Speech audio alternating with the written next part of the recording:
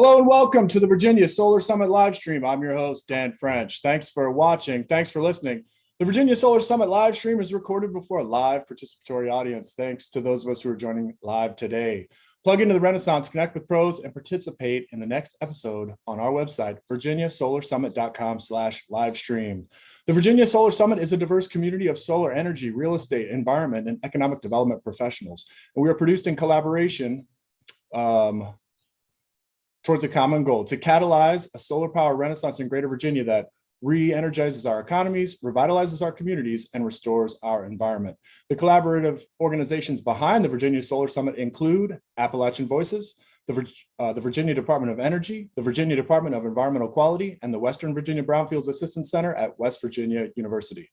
We are substantively focused on the development of solar energy, tactically focused on land use and redevelopment, geographically concerned with Virginia and West Virginia, and regionally oriented towards similar solar developments across all of Appalachia and America beyond. We organize a market-making, groundbreaking, and always entertaining event, the Virginia Solar Summit, and we look forward to seeing you at the next one in Richmond, April 26th, 27th, and 28th, very soon now. Plug into the Renaissance and learn more on our website, virginiasolarsummit.com. There's still early bird tickets available, sponsorships, and even some exhibit booths, but there's quite a buzz. We're expecting quite a big show. Many hundreds, as many as 1,000. We'll just have to see. Spring is upon us. Double the networking, after hours every night, pre-party on the 26th, rooftops galore in beautiful Richmond. There at the historic Altria Theater. So I hope to see everyone there in person next month. On today's episode, special guest, Mr. Andrew Turner. He's the president of Mission Disposal, Inc. A lot of folks in the space know he's down on the ground making things happen, and I'm really looking forward to rolling the sleeves up and getting dirty with him today, digging under the fingernails of clean energy, so to speak. The Virginia Solar Summit live stream is brought to you by Dominion Energy, leveraging innovation for a clean energy future. Hashtag actions speak louder. Learn more at dominionenergy.com. As well as Mission Disposal, Inc., the essential site services company managing supply and sanitation needs for all solar and commercial construction. Learn more at missiondisposal.com. And we are brought to you today by all these terrific sponsors. You can meet all of them next month as well, but this special live stream has been brought to you in the off season over the winter by these terrific sponsors who've kept the conversation going, kept the work going as well out there in the real world through this kind of turbulent time in the energy space. And thanks to all of them for their support and the work that they're doing each and every day. I want to spin around now the region and give some beautiful love to some other events from some of our friends and partners and collaborators, because there's a lot of things happening this spring. Hopefully the pandemic is over, fingers crossed, and we'll return to normal and even more so, we'll make up for lost time. So make sure, if everybody doesn't know, Appalachian Voices is now 25 years old. Hooray, happy birthday, App Voices. Check them out March 25th, tomorrow, at the Sugar Hill Cidery in Norton, Virginia, for a couple hours. That's going to be a lot of good times. And we'll have our own happy hours next month as well with a lot of the same folks, but check them out. Celebrate 25 years, incredible journey so far. And App Voices is also, a lot of those folks are plugged into the solar work group of Southwest Virginia too. We've highlighted this before. I want to highlight it again because they've refreshed their website. It's a great place for people to start, a huge collection of resources and a very intuitive website for anybody. So check it out, swvasolar.com, and point others to that as well. And then I want to also highlight the Interagency Working Group on Coal and Power Plant Communities and Economic Revitalization. Long title, but they're doing a lot of things and they're blending a lot of things together. Make sure you check out their website. It's energycommunities.gov.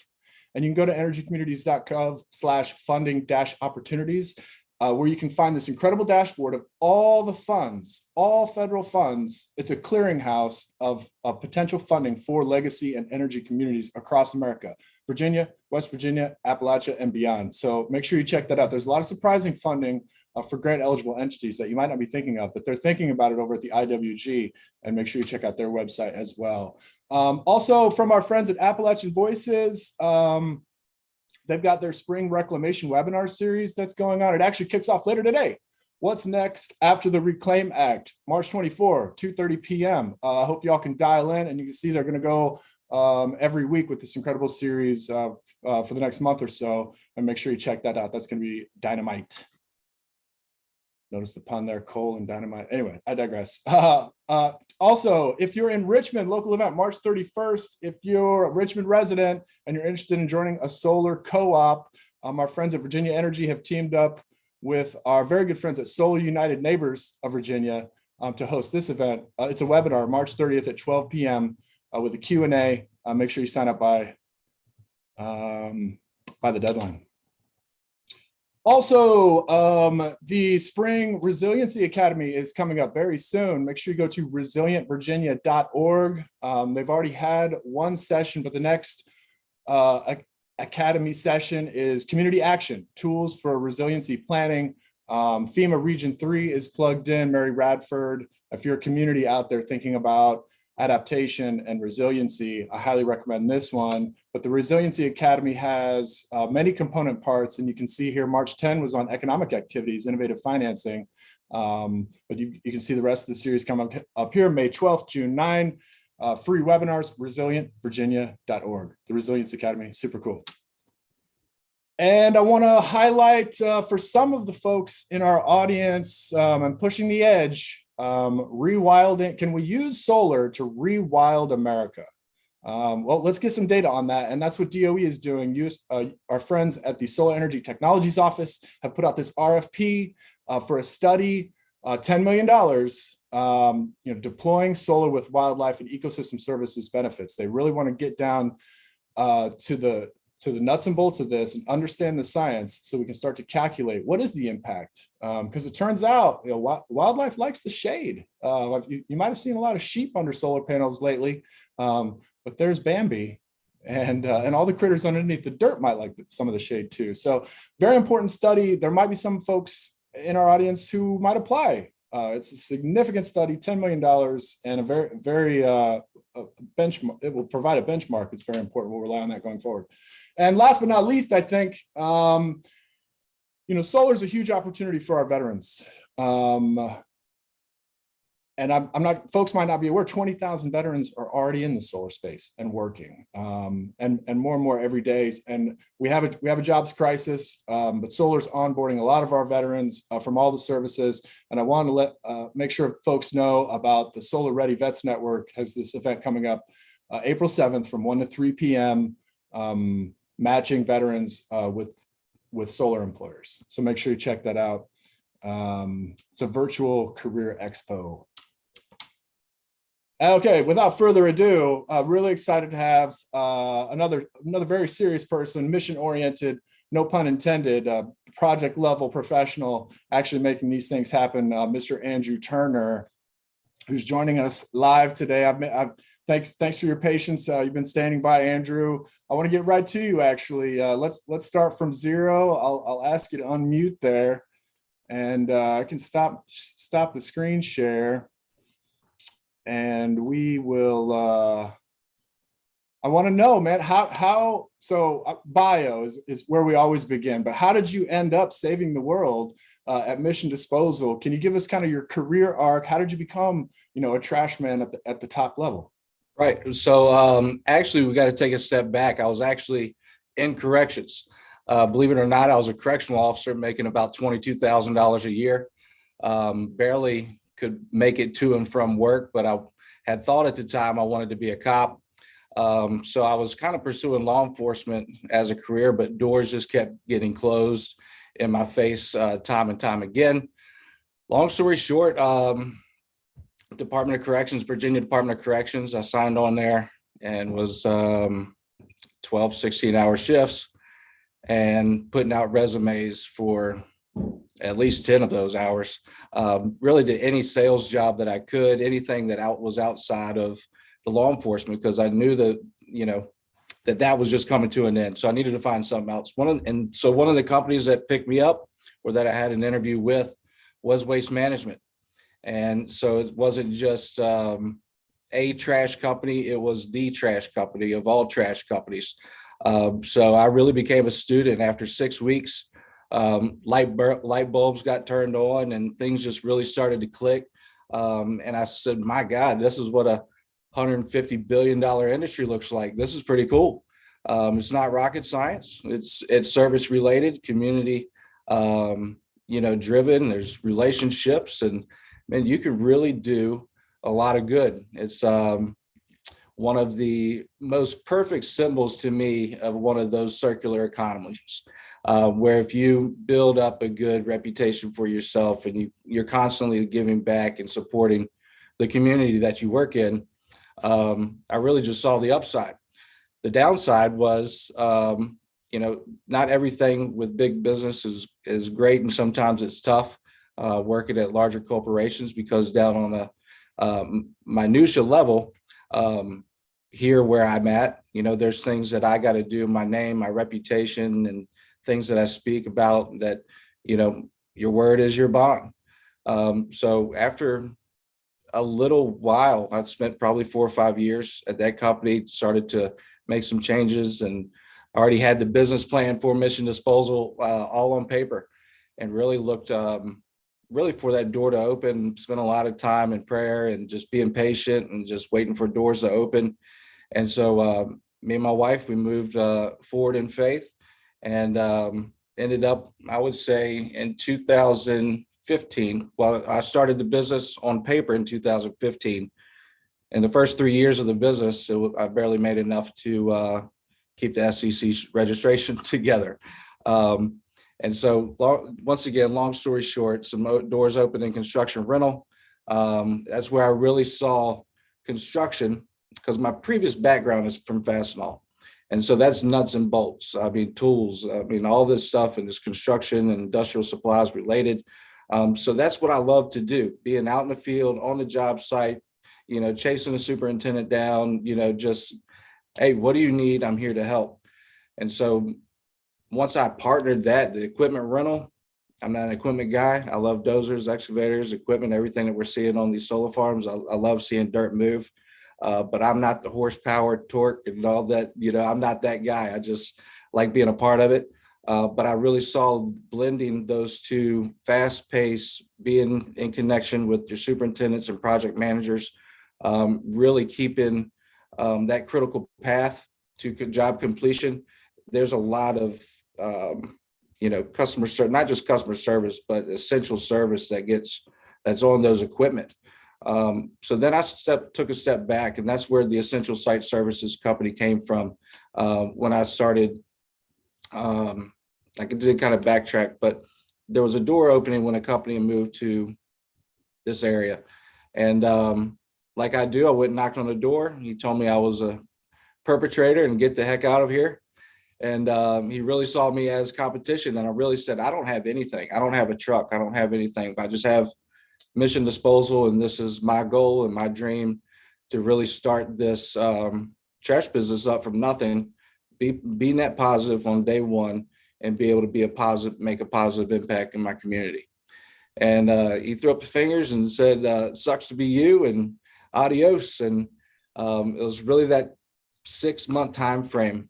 He called me back, and I was his best friend. Hey, buddy, I got something for you. Come work for me. I'll pay you stupid money. And long story of that is, he had a ton of equipment and no relationships. And so he turned to me and he said, your name keeps popping up. It's the craziest thing. You don't have anything. You don't have a truck. You don't have drivers, but people just know who you are. And I've heard your name pop up. So come work for me. You know a lot of people. And so the beautiful part about that was, once we settled that kind of, all right, I will subcontract my relationships to you, which I was really nervous about at the time. One of the most beautiful things in the world happened to Mission Disposal. The Spotsylvania Solar Farm, 625 megawatts, landed 20 miles from our doorstep.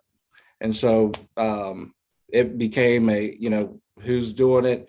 I had great relationships with my county.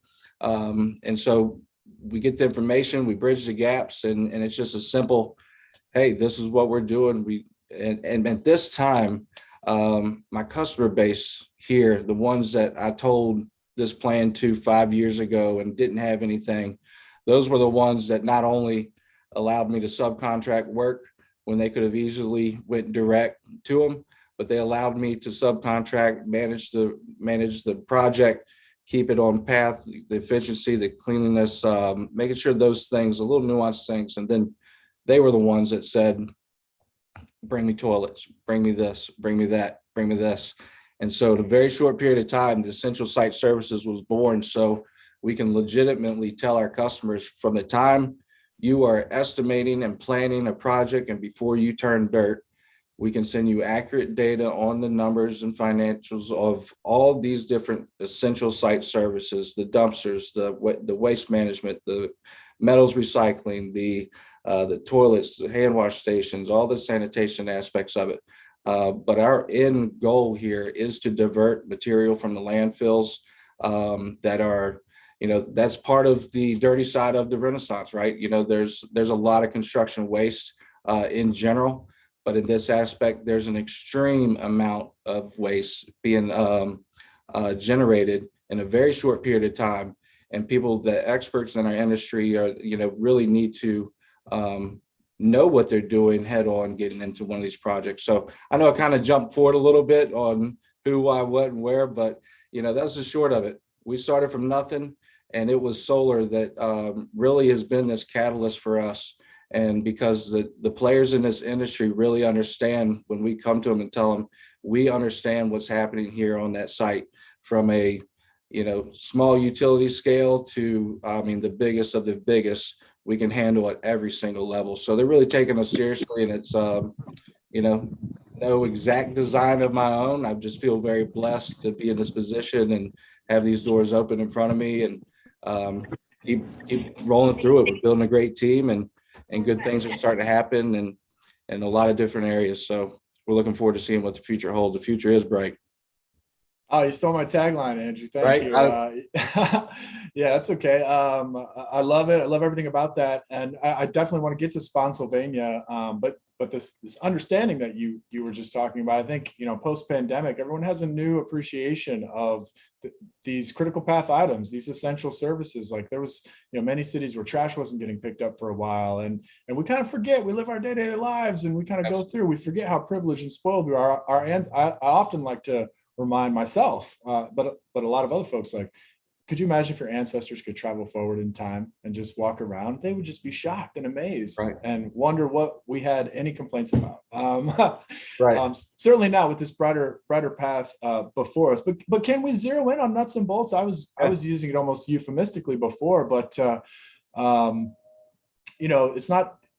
Started out at Waste Management picking up trash, but now you've gone all the way. You were in the right place at the right time for Spotsylvania. We will get to that. But blazing the trail, you mentioned, now you can kind of estimate, go line item by line item in a way. At the top of the show, I mentioned the new solar study. We're going to figure out how well wildlife are doing under the panels. They don't have the kind of the numbers that you now have, all the nuts and bolts that it takes on really the largest scale project, because Spotsylvania, as folks don't know, still one of the largest projects in the country. And at the time, the largest project, I think, east of Mississippi. So the biggest scale, but that's a lot of nuts and bolts that normal folks take for granted. Can you kind of put that into perspective? Because local communities are surprised how many crates show up kind of in the first week. Absolutely. That was an extremely large 625 megawatts was extreme. And it, it's just awesome at almost every level. The mind just never really fully comprehended what 6,000 acres stripped and all, I think there was, well in excess of over 100,000 pallets dropped on that site. Each pallet has 26, 27 panels in it, and so all the cardboard that is generated from that, and we're not talking little Amazon cardboard boxes either. We're talking some thick Gaylord stuff, that's all strapped, all on a pallet. That at the end, as soon as it's no different than Christmas morning, as soon as you pull the present out of the box, you got a lot of trash to contend with. And so that's where we get to say, what is going on with the pallets here? Whether it's a 125 megawatt project that we got the opportunity at in Alabama, or another one that we're getting Arkansas, Delaware, Ohio, like every step of the way, we're able to say, based on these numbers, you should have, and we're typically right in line. And so we start breaking it down. What is the plan? What is the diversion plan? And that is the exact verbiage that I got on how I landed that Spotsylvania project. What is the diversion plan for the waste generated on this project? And it was a resounding, what do you mean? And I said, well, what are you trying to keep out of our landfill? We throw it all in a box, man. I'm like, no, man, we can't do that. We got wood processors. We can process, those pallets and grind them down, mulch them up. And so there's a problem with the pallet recycling. There's a problem with the actual pallet that is coming into the United States, that's being put on these farms. So the issues are, these pallets are not really purposeful at the end of the day. They're sawdust. They're not, complete solid wood pallets in a lot of cases. Now, some are. I can't, throw the baby out with the bathwater, you know what I mean?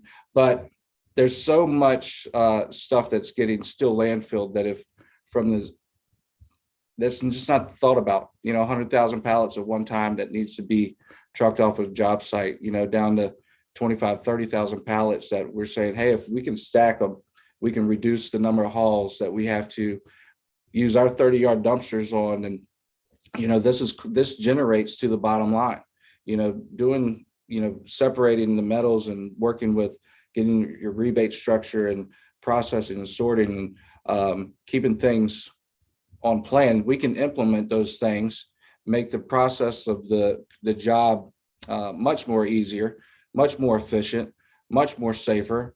We're ahead of these curves, like you mentioned on, people did take for granted when COVID hit.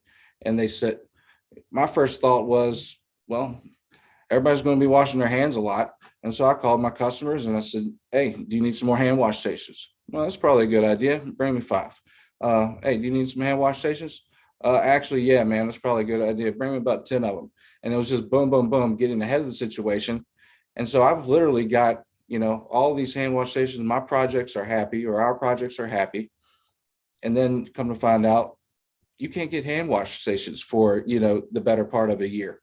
These job sites that were, the sanitation aspect of it was highlighted in such a way that, we'll probably, wasn't a good thing that it got highlighted in the way that it did, but it is a good thing it got highlighted because, people having hand sanitizer and soap and, toilet paper and the portable toilets are clean.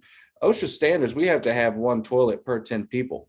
And so on a large 600 megawatt site where you have 400, 500, 600 people at one time, we're talking at a minimum, just basic, 40, 50, 60 toilets, but really the actual need is probably 90 to 125 toilets to really space it out, and it's just a monster to keep up with the sanitation. It is a monster to keep up with the waste flow. But when we're able to go in and give them a plan, pallets need to go here, metals need to go here, our drivers are thinking ahead of the process and, in line and lockstep with, different cells being built and relocation and, getting ahead of the game. That is our mission here at Mission Disposal, to really be a true partner when it comes to building these, just from solar farms to commercial construction to many things that we do, but it's all geared towards keeping our customers on mission, on their critical path. And so some of these things that are typically are an afterthought. Waste is an afterthought. Sanitation isn't, they know we have to have it.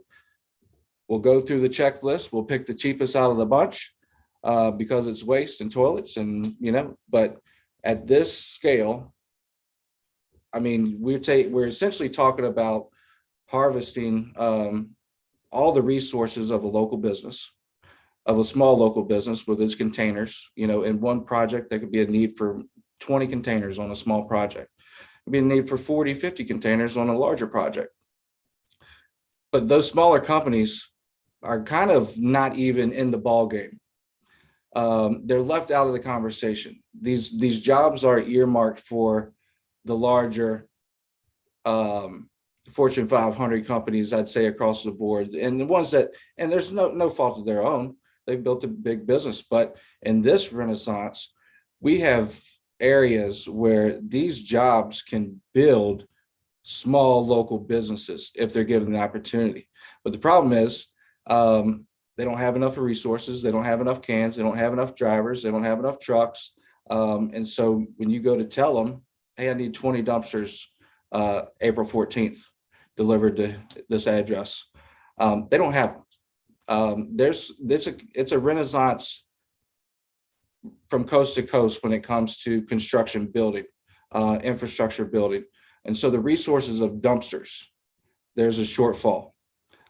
So we're really working with our local companies. We've built great partnerships from east to west that's really geared towards making 2 or 3 of those the small local haulers can get together and tackle a large project, all reaping the benefit. And at the end of the day, most of them will be sitting much better than they were when they started, with more trucks and containers and toilets and, more drivers and things. So it's been really good building those bridges, putting people together, utilizing the solar industry and renewable energy as a whole to, bridge a lot of gaps. So there's been pretty cool opportunities that we've had. Yeah, it's super important and necessary at this moment where we mentioned in the pre-call right before the show, jobless claims this morning fell to 1969 levels. I mean, we don't have enough of anything. We've got an incredible renaissance problem, a lot of good problems to have, but they still have to be solved. Whether it's, how many trucks, how many cans, whatever it is, these projects, they're similar in scale to if you're downtown building a high rise, but it takes a couple of years to build a high rise. It's a slow kind of process, but you're going in boom, boom. And then when you're dealing with hundreds or thousands of acres, you're moving crews around. I mean, there's just so many more, it's almost like, Civil War battle. I mean, you got to keep adjusting the artillery here and there, so to speak. And yeah, it's amazing. I have a lot of respect for that kind of mission-oriented critical path project management, especially at such large scale. But coming back to like waste disposals and speaking of kind of just supply chain issues, just this supply side crunch, we've seen elsewhere in the solar business, like costs are really exploding for panels, but also now shipping costs. In the last month or few months have taken an even another step higher with all the international trouble and oil prices spiking. But you're in a space where you can actually control costs. And that's what we were just talking about a few minutes ago. Like, you have a handle now. So it must be like solar developers must be welcoming a lot of your innovation and strategies, because it's kind of the one place in the cost curve that they can kind of wrestle and get a control. Whereas they're subject to the weakness of international trade markets, so with buying and shipping in some of these panels on their crappy pallets. Right. Can you zero in on that waste disposal issue? Because it's even more important now as we go forward. Communities really care about what's going in their local landfills, and just the whole green side too, and sustainability. Like, we want to do this anyway. It's good for the earth. Can you zero in on that? You mentioned some of the ways that you handle waste and save things from the landfills, but what are all the approaches that you guys use? Well, I'll tell you, Dan, what we've seen so far is a lot of companies, or a lot of projects, I won't say companies, a lot of projects end up over budget. So just it's already sad to see what's happening on with whether it's inflation and diesel prices and trucking costs. I mean, we have 18 containers that we're shipping down that the original quote was, I think, like 3,200. And so we got the adjustment and it's, 9,600, and that's going to sting. It makes you reevaluate. It makes you, start to look at how, where we're supplying and getting. Can we get it closer? Can we do all these things? So there's a lot of things that are going, but still this key part of it seems to always be missed. The conversations are never had up front about what the expectation is of how many dumpster pulls and empties are you estimating for this project? And so from there, we get towards the middle of a project and we get a call, you know, hey, Andrew, we're over budget. Is there anything we can do? And there's nothing you can do in the middle of a project, you know, when it comes to this, when the due diligence wasn't done up front. So we're having some great conversations at that. And that's the most critical point for us, is if the afterthought kind of makes everyone look bad at that. You know, the owner's mad. The GC is, you know, they're not making money. It's going out the back door to the waste management guy, you know, and everybody thinks, well, you know, waste management man's ripping, you know, Mr. Mafioso is, you know, ripping off everybody. And it's like, no, if there was some due diligence done at the beginning, some conversations. And that's really the due diligence aspect of it. If you let us know, we will do the due diligence of it and let you know, hey, this is what we're coming up with. So we can help you stay on budget if the budget is realistic. Where we start to look for opportunities to, like I said, it's kind of a perfect circular economy. And this, you know, sustainable, renewable energy renaissance, where we can say, you know what, we want all these solar panels up, we want to be producing, you want to increase. We also get to say during that process, you know, are you thinking about carbon emissions? Are you thinking about the trucking aspect of it? I know you're thinking about bringing it in, but what about, you know, the day-to-day and what's got to go to landfill? You know, can we look at what cutting down just traffic? I mean, we can plan it out and cut down the traffic. We can cut down the number of hauls. We can divert material from the landfills. We can stimulate small local businesses in the area that would be more than willing to help us out on this project if they were included from the beginning. So that's how we are able to say, hey, there's some, I can go on and on and on and on and on about just different ways of how at every level we're looking for ways to we're not here to cut costs on everything. We're here to provide a value to our clients, value to these owners that, you know, own these properties and want the right thing done at every step of the way. That they live here. They're the ones that still get their trash picked up at, you know, at the driveway, and it's going to the local landfill. And so they should have some insight on, hey, there's going to be an extreme waste flow. There's going to be, that's going to impact the local landfill. That's going to you know, so if they have some involvement, they can almost kind of dictate like how they want to proceed. But yeah, just, I mean, at each level, looking for ways to cut costs and, I mean, all the way down to just concrete. I mean, every place has a substation. And so we're looking for ways to, you know, help our washout trucks and make sure the site is contained and clean. And the most hazardous part of a concrete washout system is the water. So having pits on site lined with tarps and hay bales while you're building you know, it's just unsafe. It's old school. There's new technology. There's a better way. We're going to process and treat the water. And so we have a solution to provide the most sustainable solution and service at every level. And that's what the nuts and bolts of it really has been.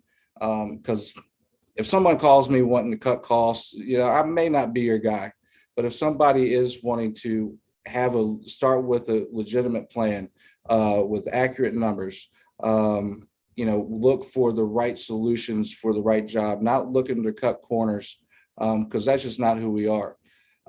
We could be the guys that put in the tarps and you know, dig in a pit and hay bale and all, but it's not a good system.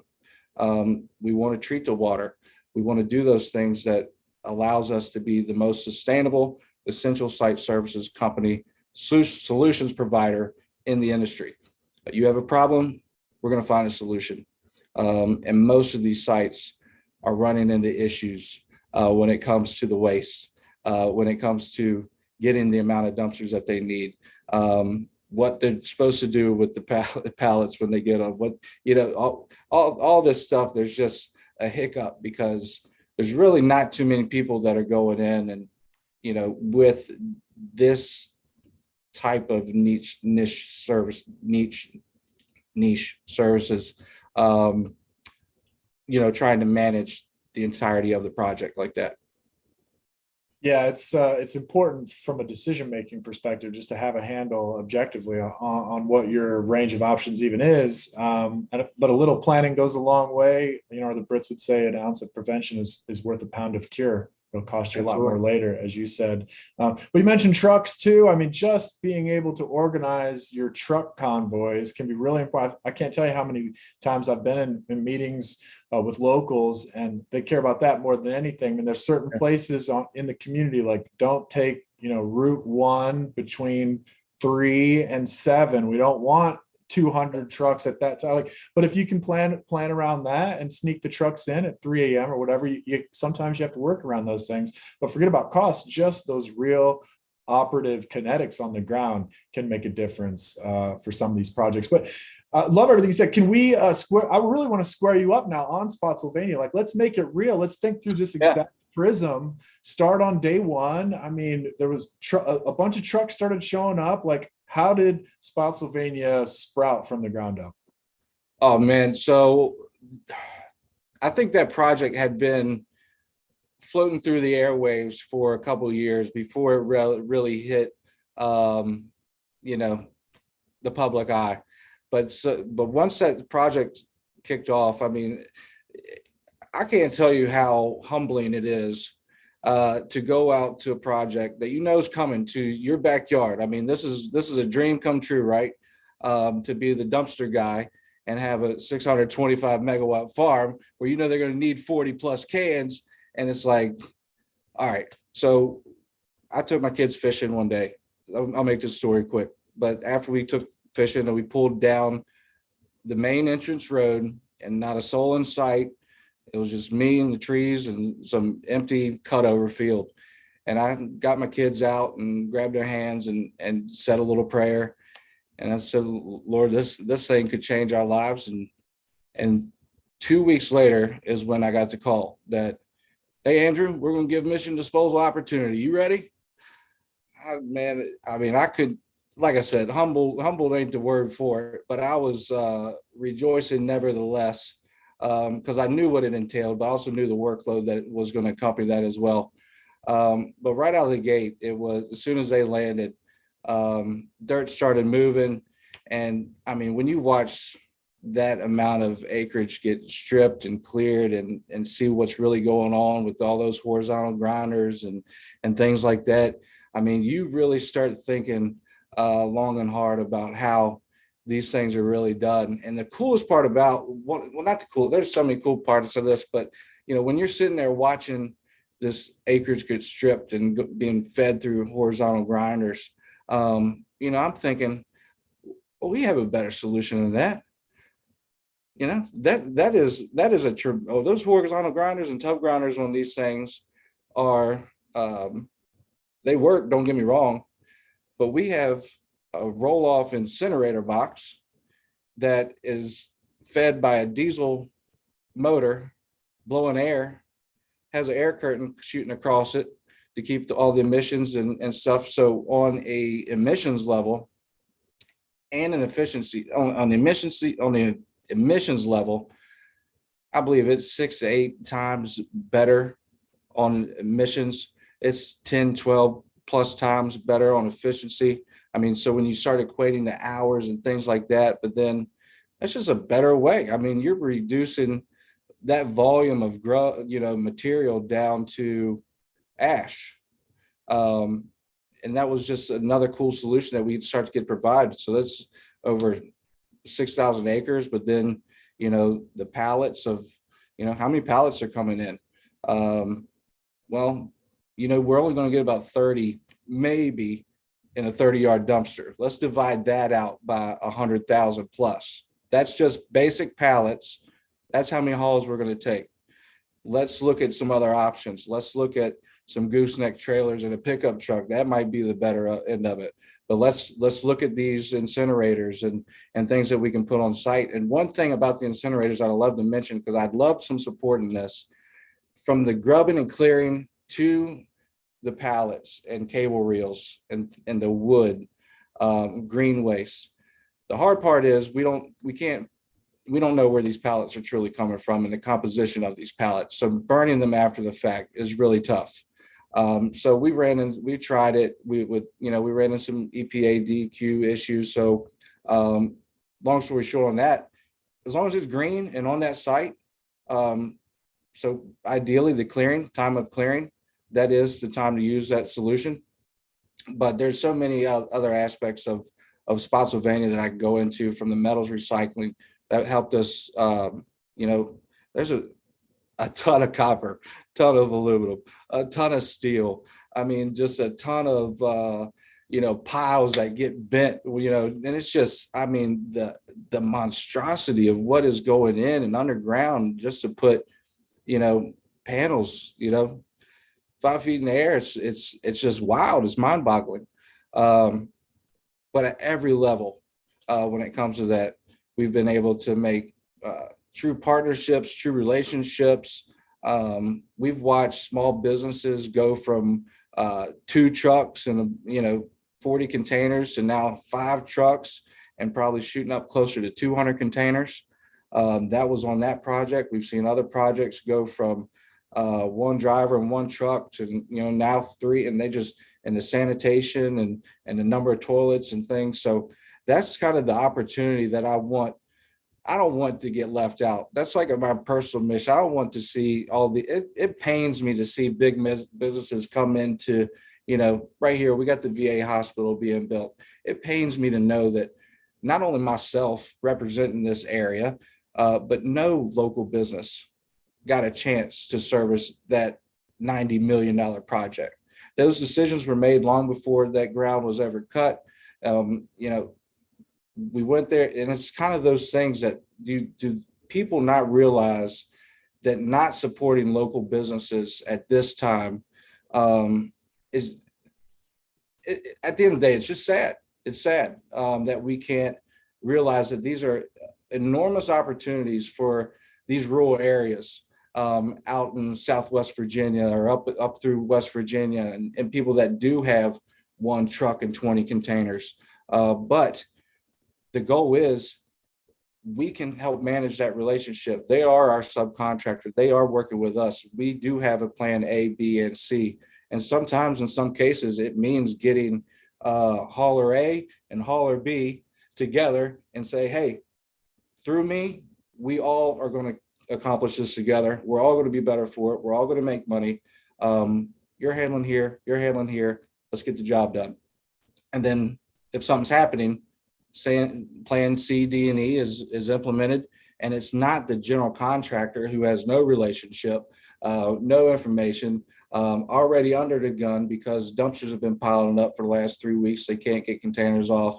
And there's this extreme domino effect when things are not done right. I have highlighted a lot of the plus side of what we're doing is turning out right. But the downside of it is when these things go wrong on these farms, they go wrong, and they go wrong real quick.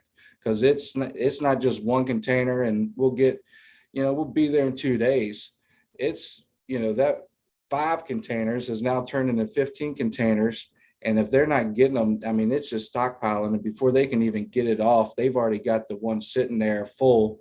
In the meantime, there's trash on the ground getting blown around. There's hours being spent collecting trash and doing litter cleanup. And it's all coming back to, the haulers and and they may be doing the best they can. It is tough hauling out of these farms. It is a tough job keeping up with the scale of it. But when you have a plan and that going in, and you are in communication with us, like we know the plan, we will make sure and execute that plan to the best of our ability on each and every project. So that has been the nuts and bolts of Spotsylvania. There's just so many things that we could go into from that to the metal to the incinerators, all these different things that could have and should have, and we wish we did. But those things has just opened doors and opened eyes and built relationships that, our goal for this year is to have 5,000 megawatts of solar under construction. Last year, Spotsylvania was 625 of that. We ended up the year closer to 1,500 megawatts or so. But with the amount of doors that have been opened, the amount of relationships that have been established on the 625, I mean, it's shooting to the moon. And we love it. We've been enjoying it. We're relationship oriented. We love people. We're a sales organization, and that's what we do. But we make sure the job is getting done. We have a mission on every single thing that we put our hands into, and hopefully those conversations have been evident and all that. Absolutely. I mean, you made it through to success. Spotsylvania is shining bright, and we're able to overcome all the obstacles, even though it was really, kind of your first project at scale. The learning curve must be tremendous. I mean, we've kind of been hinting throughout the entire conversation about just the degree of difficulty on this stuff, qualitatively, quantitatively. I like to take a military mindset. I mean, when I go tour those sites and see it happening, I mean, it's like the Third Army moving through France, but Patton ran out of gas, and things back up. It's really nobody's fault. I mean, this is hard stuff. Right. But to just follow the analogy through, you guys made it to Berlin on Spotsylvania, and now it'll be easier, and you're smarter and learn so much. And going back to, you were talking about incinerators and stuff, and still early in the Renaissance. It's like inning one. The Biden administration's out this year talking about building another terawatt of solar by 2035.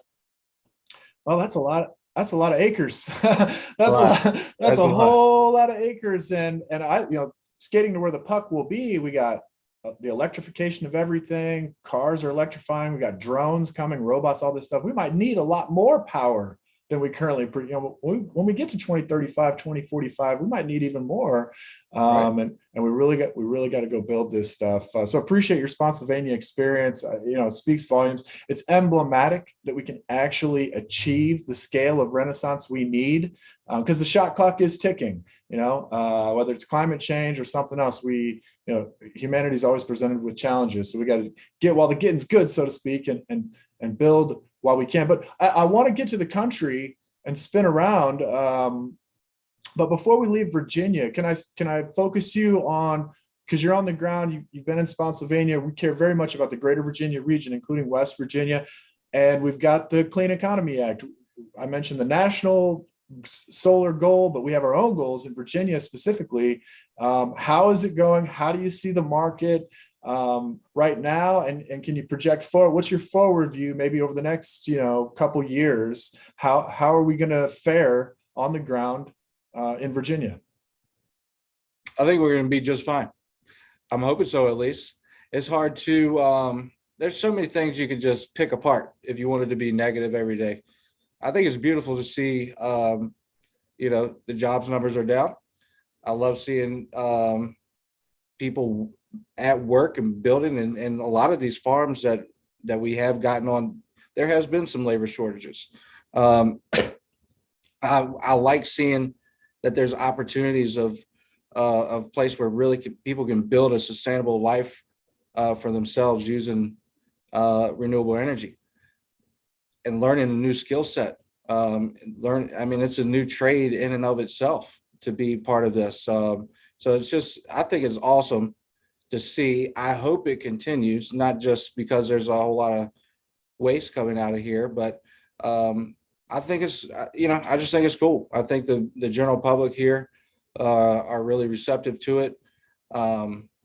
You're starting to see more panels on houses, more farms and communities. And so it's almost like it's to somebody else to let the economics play out. But all I know is if I don't have to buy, some AAA batteries, and I can take my flashlight and, set it outside, that's my thought process. I think it's awesome. I think it's great that, at every step, we get to, on these bigger projects that we're in, renewable energy is always a component of that. And to be able to, have conversations in and around it. We do a lot of general construction through the region, and through Virginia, and these opportunities are taking us out. But my guys and Lady Kira down in Alabama yesterday were getting an opportunity and getting, I mean, the amount of knowledge that was coming at me just from, my new employees gaining new knowledge on things that they have never been exposed to. And then they start to relay it back to me. And it's just this, it's such a great tool to rebuild an economy, to rebuild a new skill set, to, there's opportunities and incentives to put it in your house to lower your bills and things like that. So there's just many things that I have liked about the renewable space in Virginia. And, we're going to see where it goes. That's all I can say about that. I just know that there's a lot of waste coming out. There's no end in sight. There's a tremendous amount of upside, and we're going to be prepared and well positioned to meet everything, every challenge, every beautiful farm that comes along. We're going to be well positioned to handle the uptick in it all, because I think at the end of the day it will work out. There will be more buy-in. There will be hopefully cost of cars do come down, and we can drive. I'd like a nice electric truck I could afford. That'd be cool. I'd love to have some of our roll-off trucks and electric trucks. That would be cool. I don't know how that could ever, have some roll-offs on site, recharging while they're hauling waste off the same. I mean, that'd be pretty tight. So somebody get on that for me. You save me the $5 diesel. But yeah, so I think it's just going to be a really awesome time from sales. And I mean, we've made some connections with organizations, and that was the purpose and heart of Mission Disposal is to be partnered with outreach organizations. So people that are really helping the homeless, the needy, the hungry, the hurting, the orphans, the widowed, all these things that are in our community. I always knew that you could use the waste and sanitation industry as part and give back and build, but I really see another angle where there's people in these organizations that are looking for jobs. They are well skilled and they do not know anything about solar. They don't have anybody advocating for them, letting them know that, hey, there is a solar renaissance on, and you need two pairs of these, or one pair of these, I'd say. Two pair, you'd be in trouble. But yeah, so if you have there's opportunities. And so we were able to bridge some gaps and help, one of our outreach partners say, hey, there's a renaissance going on 25 miles away from here and they need laborers. And so we're bridging that gap. And so, like I said, I look for the positive aspect and how this relates to people and their lives and the benefits of it. And I think down the road, we'll all see the great benefits of implementing these things. And,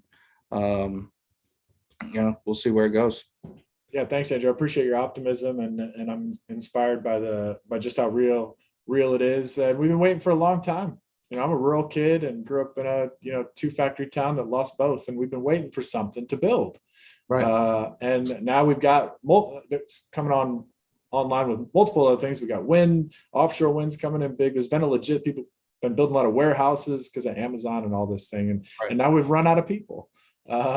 So yeah, and yet they, as you said, people really don't understand the opportunity. I bang the drum everywhere I go, and it opens eyes every time. I go, wow, really, especially now wages are starting to pick up. And as I said, it's just the beginning. So I'm glad you didn't raise any red flags in Virginia. That's good. I think we are. We're set for somewhat clear sailing, at least relative to everybody else, because Virginia, we're always leading the way. Number one state to do business back-to-back years. It's kind of first in the laboratory states. We try things and show the country how to do it, and then everybody implements. And I'm very proud of Virginia's leadership. We've seen Illinois come on with its own kind of big kind of state level bill, and other states too. There's an opportunity, federal government on down, but states and locals. I've seen county ordinances, pro-solar county ordinances coming online, and the message is getting out, especially now that the dollars are flowing. Like communities are getting tax revenue as well, and it's amazing how much synergy there is. Actually, it is kind of the perfect, almost Providence. you might say. So let's pivot now, Andrew. Let's look beyond the region, because I know you guys are expanding. You mentioned Alabama, you mentioned Arkansas. Whip us around the country now. Tell us about your expansion and how you see kind of this national growth trajectory. Yeah, actually, it's the same process even on the local level, man. It's all about relationships. And we have a awesome team that is really relationship centered. And so when we are on site and we are, committed to the waste and sanitation where most people don't even shine a light, but we take it seriously and all the other essential aspects of it. It's a one-stop shop, single point access. You have your own dedicated project manager to that project. So imagine what that means to the customer, the superintendents, the many people that are out there. And then on the backside, the billing and the accounts payable and all the office staff and things like that. So when we go in and we start reducing hours and we make invoices simple, and you get that type of vibe built, or that is the goal. And so you get that coming out of the accounts payable office, which normally doesn't happen. You get your superintendent talking great things because, hey man, we love seeing you. This is awesome. Y'all are ahead of the game. And then you get your project manager and your estimator saying, well, we're actually on budget, just kind of all these things just bleed over into one. And then just like I said, it doesn't matter if it's on the local level, that opportunity will breed another opportunity if we do those things. And so these opportunities where you have, there's a couple of them on, top 100 and GCs that are now doing renewable energy. But when they come through Virginia, because they're going to look at Virginia, they're going to see mission disposal in several places, and have those conversations with us because we're seeking them out. That list of solar farms coming to Virginia, we're working through it. We're making calls, we're making connections, we're introducing ourselves to general contractors. And those contractors know that there's 49 other states and they're, sending crews elsewhere, and, customers are finishing up, wrapping up projects. And hey, we're, like we said, we're headed to Alabama, we're headed to Ohio, Delaware, Arkansas. We have one going to be starting in the next 2 weeks. Well, actually this week we'll have toilets being sent there. In the next couple of weeks, we'll have our dumpsters sitting over there. And those are relationships built, those are conversations, handshakes, time spent. We've walked some miles, proven ourselves. We've done a good job, and they say, hey, we're headed here. Can you help us here? And the answer is yes, we can, and we will. So our business is scaling like I would just never believe. I mean, this is coming from the guy who thought I was just going to be the neighborhood trash man. I just give me a truck, let me go to work, I'll figure the rest out. But we are so far beyond that now. It's a blessing. It's humbling. I mean, it's just downright awesome to know, like, I've got my team in Alabama working on, I got new employees in Alabama. We're going to have new people and projects in these other places where it's going to require assets for us to buy and to send, and kind of cut out that, the issue of not having the equipment. If we know about the opportunity, we know about the shortage of the equipment in there, if there is one. And if there is a shortage, we'll address it. We'll get our own stuff. We'll drop ship it. We'll send it direct and things like that. So becoming an equipment hub almost for, areas that are been depleted. We've been in some places where you've got 3-4 different farms going on at one time, and just being serviced by a couple different, haulers, and there are no cans. That means no Johnny homeowner down there can order a can to clean out the garage.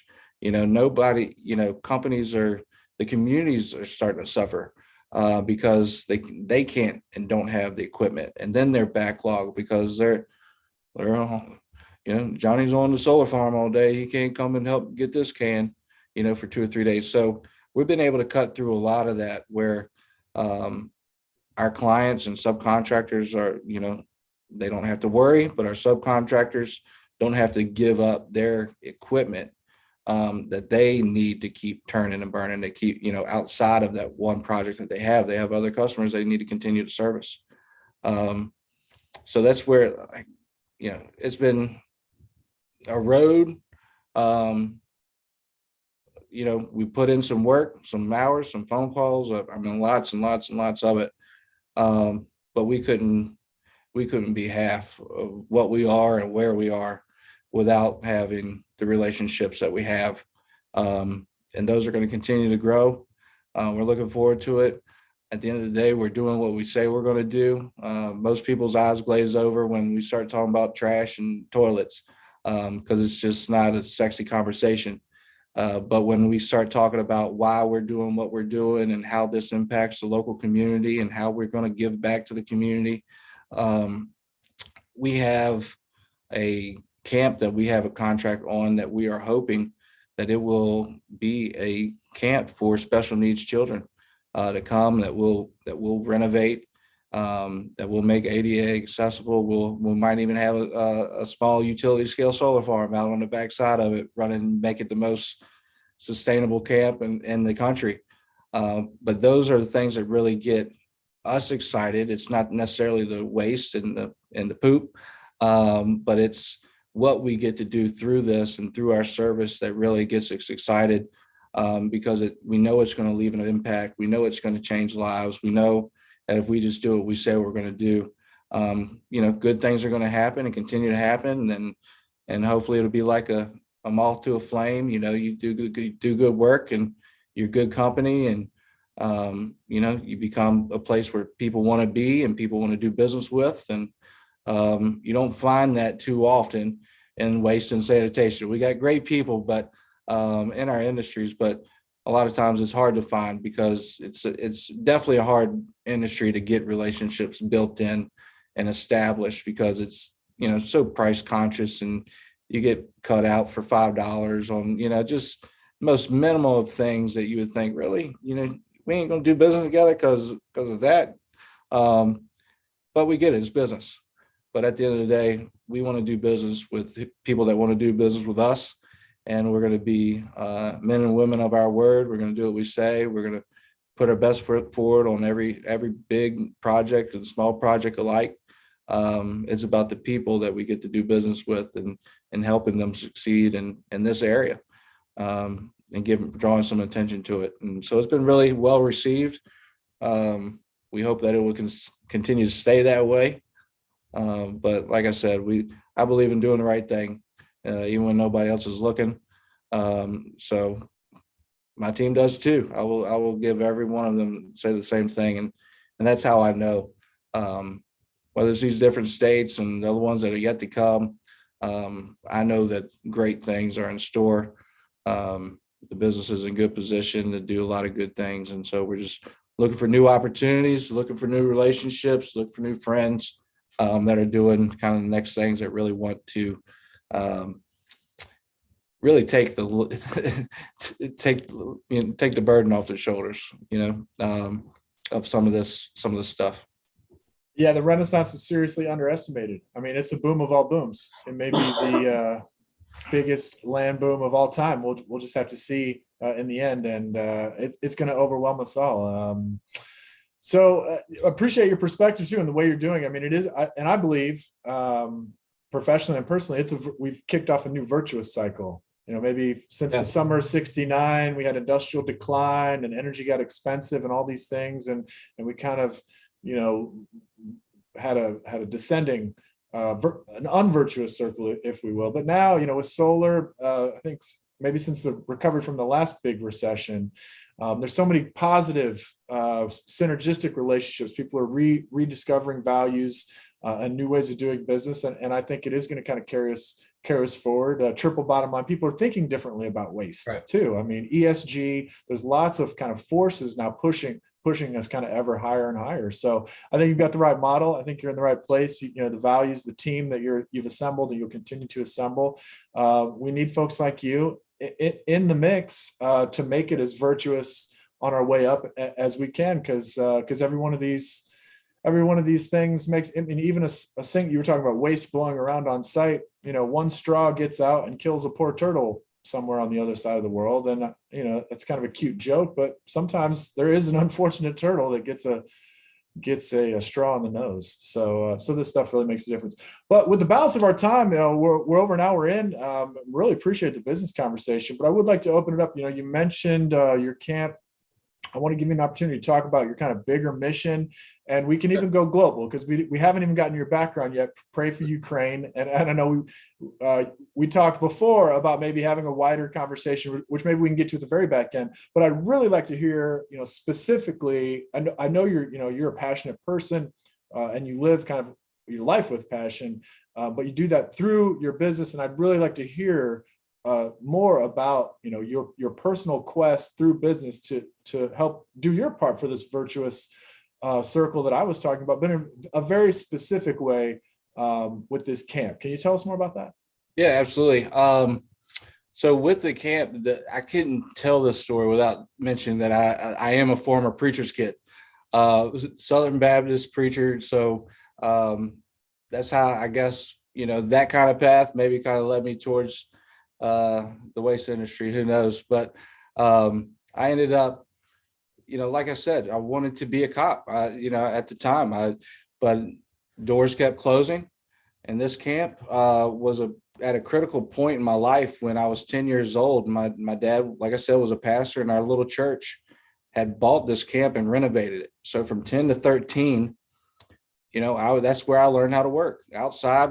All of our youth group, our youth pastor, we renovated that place from a rundown, 14 cabins, a pool, dining hall, a tabernacle building where we had church in, the whole shebang. And we worked for 3 years, and we had 2 great years of youth camp where different churches and people would come, and we just had a lot of fun. And so that was my childhood experience. And so lo and behold, we get a project down in Charles City, another solar farm project. It was closer, I believe, 175 megs. But I'm down there, I pull it up, and I'm 8 miles from this camp. And so I go down there after having my meetings, and I walk the grounds. I'm getting ticks, eat up with poison ivy and everything else. But the thing is, grown up, looks almost exactly how we left it, except just grown up again. And so there's trash and all this junk around. But, I walked through that place, and the whole point of the mission was the Great Commission, to preach the gospel.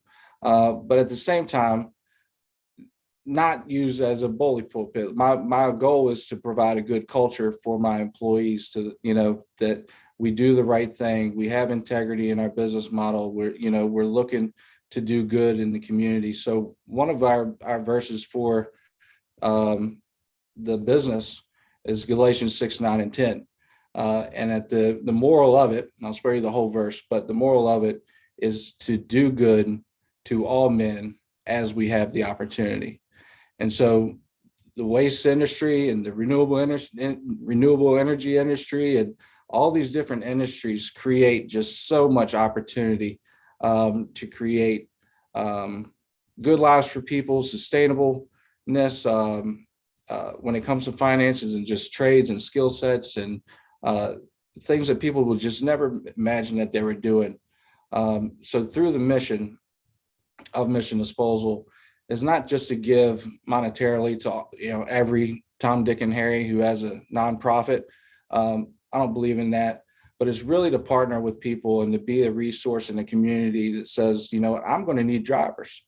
But not everybody has a driver's license. Not everybody has a clean record. Not everybody has what they need, but somebody may need an opportunity, and they may need to have walk through some steps and complete some courses. And so we're intentionally building relationships for that reason alone, to say, hey, it's not just about the money and mission disposal, donating a check and, supporting the homeless and things like that. We want to be a resource in these communities, whether it's in Alabama or Ohio or Delaware or wherever the case may be, but we want to build opportunities through these partnerships and outreach organizations, saying, hey, we want people to recognize that there's an opportunity.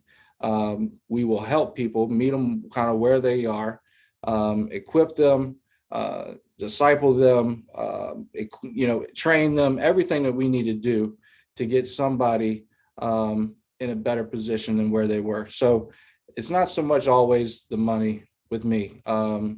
It's about, kind of teaching a man to fish or buying a man to fish. You know what I mean? Where I want to make my doors open to people that say, hey, I'm willing to work. I'm willing to learn a new skill set. I'm willing to, for one of my outreach partners, one of their directors or something called me and said, hey, I have a gentleman or a lady here, living in a hotel room with, 2 kids and blah, blah, blah, blah, blah. If I don't have the opening or the, something, but if they're being spoken for, I always believe Andrew Turner's life got easier when other people started speaking on Andrew Turner's behalf. So, when somebody speaks to me and like, hey, I have a family here, this man, this woman, this whatever, and they're speaking to me like, I want to do and help. And, I may not be able to help everybody. I may not be able to, do all this, but, I believe that is what we are called to do, to love our neighbors as ourselves and to, seek, righteousness and justice. And whether that's, what that looks like to you is what it looks like to you. But to me, I know this business is just going to be centered around culture, relationships, and we're going to have a lot of fun, and people are being drawn to that, and customers and the communities have all been really responsive to that.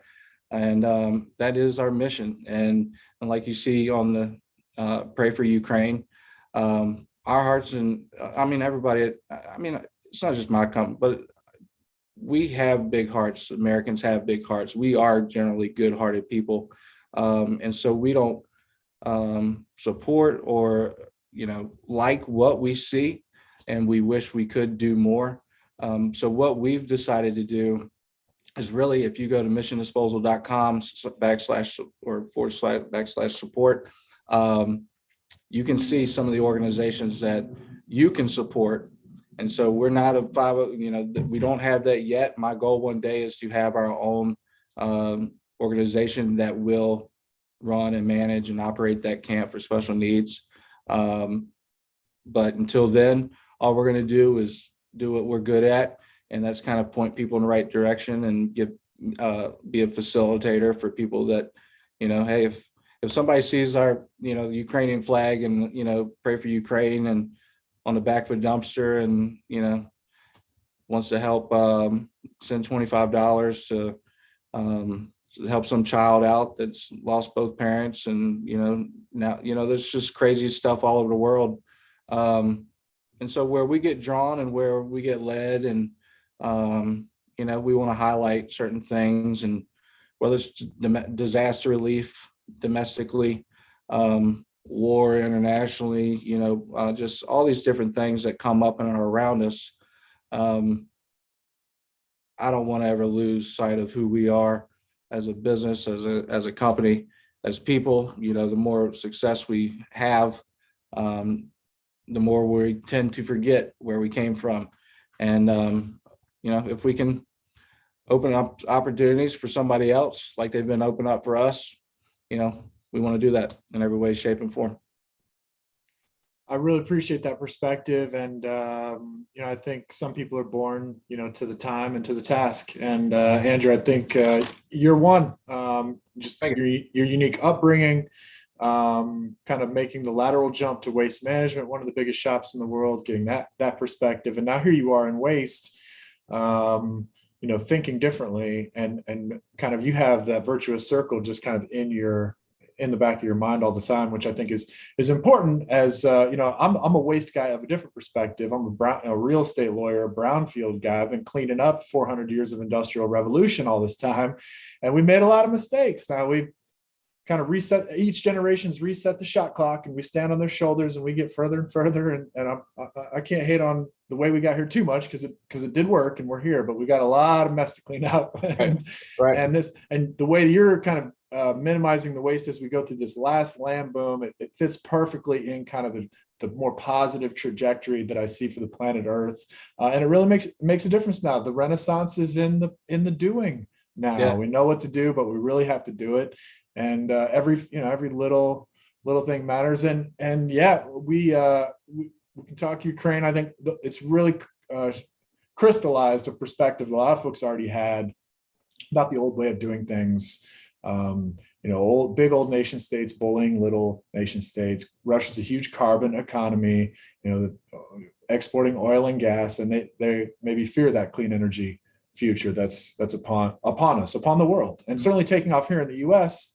And so they're kind of a dinosaur flexing the muscles that they have, and it's very unfortunate to see, especially the bloodshed, civilian, but even military family to military family. I mean, the amount of carnage in the services is incredible. It's hard to get those numbers, but Russian KIAs 5,000, 10,000. I've seen a 15,000 KIA number just on the Russian side, and whichever one of those you believe is way more than the coalition lost in Afghanistan, which was 3,500. I think it was 2,204 American soldiers that lost their lives post 2001 in Afghanistan, and Russia's lost double that or triple that or quadruple that just in the last month. I think that's incredible. And the civilian lives lost, millions of people displaced throughout the EU. But I think the State Department today came out and said we were going to fast track 200,000 Ukrainians. So yeah, every little bit helps, and you and your catalytic role, you're in a unique position to, like you said, make the connections and point. You're talking to so many people and kind of just living openly. I appreciate the way you just kind of walk with your philosophy proud, and that helps people. They know when you point, they listen, they maybe know where to go. So I appreciate that. What'd you get? Yeah. Well, what did we miss, Andrew? Let me ask you. We've gone long, and I appreciate our live audience, those of you who are still sticking around with us. But you can go anywhere you want to go now. We can talk globally or talk locally. What's on your mind?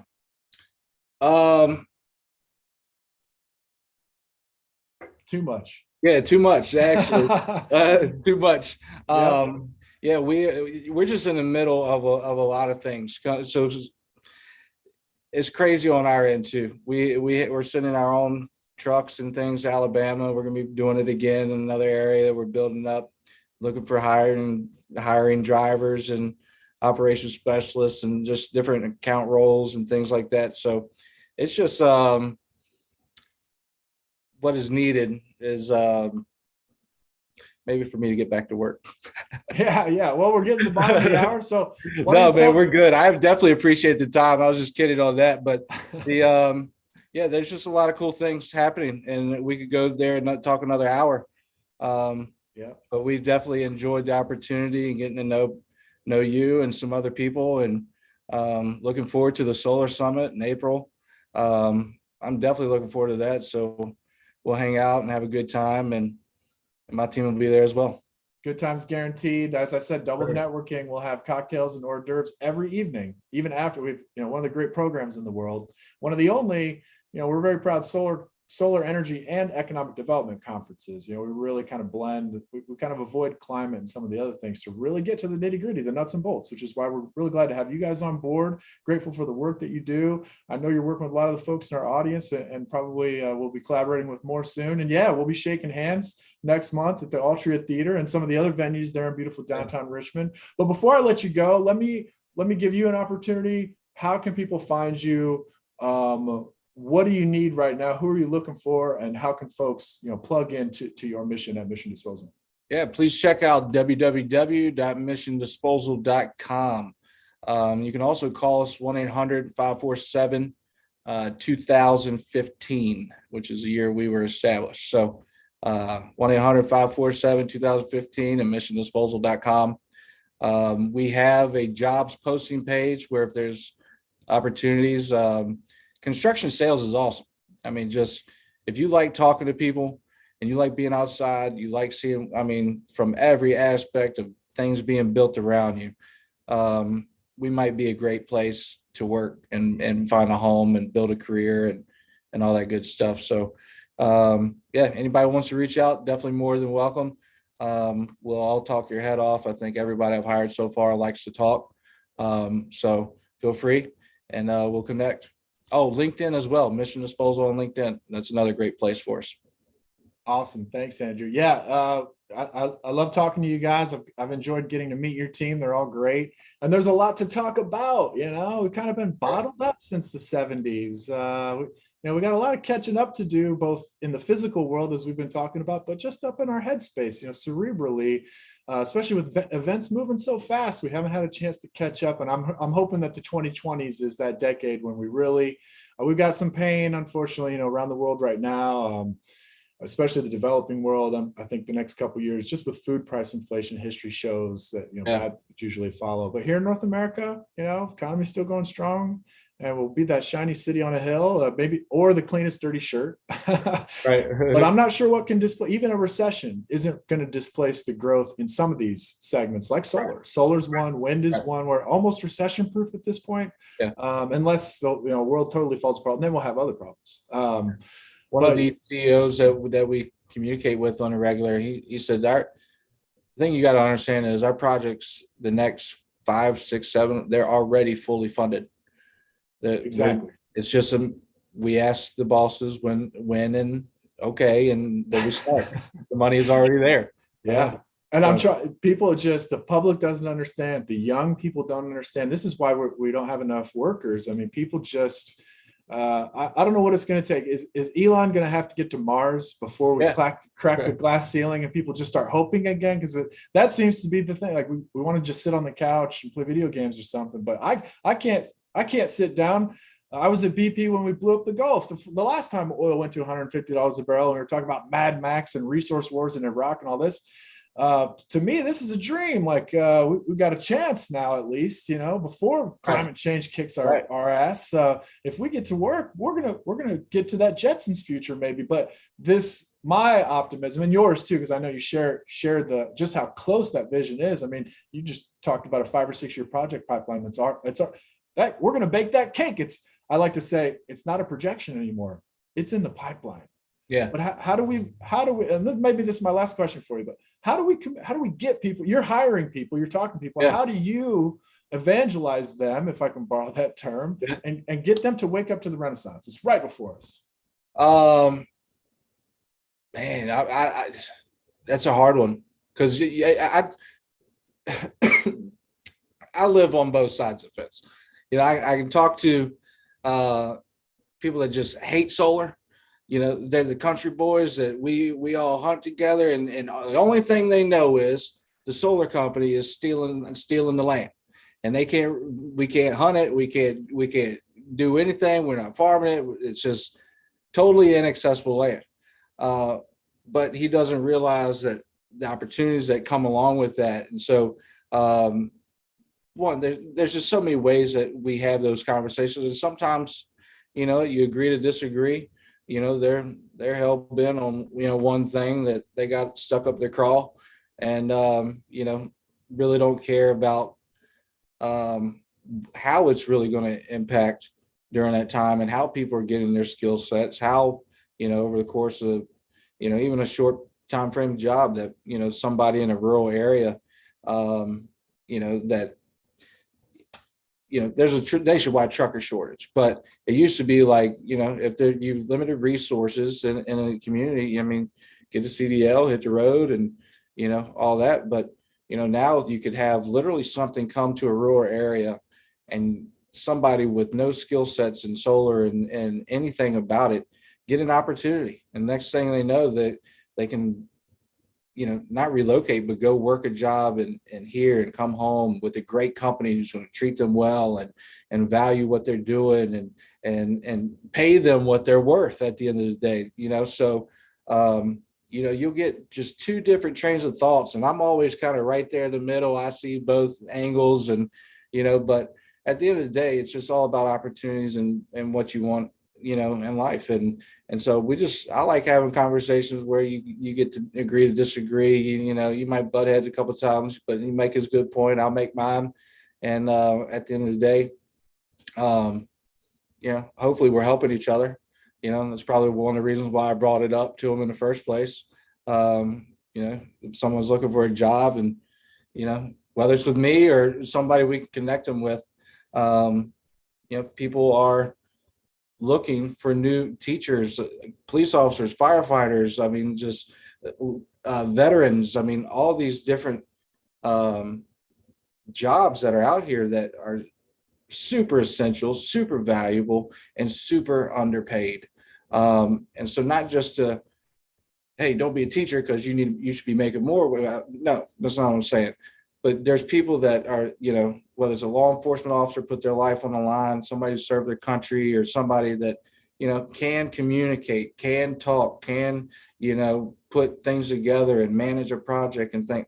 Somebody like that's going to be extremely valuable to me and be extremely rewarded when it comes to, compensation and commission, and, there's no upside on that. So some of these projects, and, Spotsy was well over $2 million just worth in waste. So to have a contract, $2 million contract in a 16, 18-month period of time, that's huge on top of building everything else. And that's what is really going to help us build our business. And that's who we want to attract, is people who want to help us build a business, not just drive a truck or, be a sales rep or be an operations guy. I want business builders and future leaders of this business and organization. And I mean, that's how I see those opportunities going. If people want to connect with us, that's who we're looking for. And we want to know what's coming out there. What's, if there's dirt moving in Amelia, Powhatan, Buckingham County, Goochland, I mean, all, Page, Greene, Shenandoah, all them counties that, Southwest Virginia, and, if there's things happening, we want to know. We want to be connected, and whether it's through the GC or the general public, and, if we can find out about them. Ricky Bobby said, if you ain't first, you're last. So getting there first is obviously always the goal. But, there's gonna be a lot of stuff that we are going to be finding ourselves in here very shortly. And we're ready for it. We're ready for the ride. It's gonna be awesome. Yeah, I know you are, and you're already blazing the trail, right? So we're already kind of following in your footsteps. It's so great to see, and I'm encouraged by your perspective. I think there's a lot of folks like us. People ask me what my politics are all the time, and I say functionalism. I want things to function. Yeah, that's it. I don't know. I kind of work backwards, being an economist and half an engineer, and that's why I'm glad to be a part of the Virginia Solar Summit. It is a unique community, totally agnostic. Our politics is solar, growth in solar. That's it. So we've got a lot of Republicans and Democrats you'll find next month. Majority Leader Terry Kilgore is one of our featured speakers, and fingers crossed we'll get the governor, because awesome. Even people who aren't all the way bought in on solar everywhere, we've got a lot of mine land in Virginia and West Virginia, a lot of solar redevelopment opportunities, and everybody kind of can agree with that, and they're seeing the benefits, coming to work for companies like you and the business you want to build, and a business that's building this brighter future. So bravo, my friend. I'm thrilled for your success. And not just that it happened and was successful, but the way that you've gone about it, and kind of the momentum that you have now, and the vision. I think it's what we need at this pivotal time in human history. No pressure, man, but we kind of have to save the world over this next 10 and 15 years, right? Like if we don't do this one right, we're going to have, I mentioned earlier, an ounce of prevention is worth a pound of cure. And we don't want to deal with pounds of cure when there's like 10 billion people on the planet in 2050. I don't want to punt to, I got a kindergartner, and I'd like to clear the deck for them so they can maybe get to some Star Trek. I don't know. But I want to stop kicking the can down the road on waste, right, and running, because you've mentioned closed loop a few times, and the earth is a closed loop. Yeah. And even the good book talks about that. We have to tend this garden. And I think for a few hundred years, we got away from that. We were running in a linear system, like just things didn't matter, a lot of environmental externalities. And our generation, we can balance those books, so to speak, and give the kids clear space forward. That's my vision. Yeah. That's right. Well, thank you, Mr. Turner. Yes, sir. Thank you.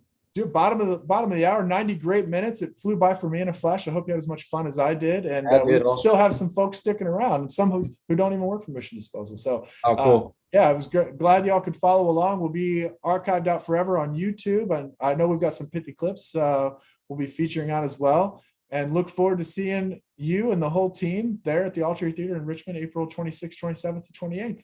Yes, sir. We'll be there. All right. Well, take care. Keep up the All good right. work, Yes, my sir. friend. Yeah, Yes, the future's as bright as you build it. Keep That's it up. right. All Yes, sir. Have a All good right, day. y'all. Yep.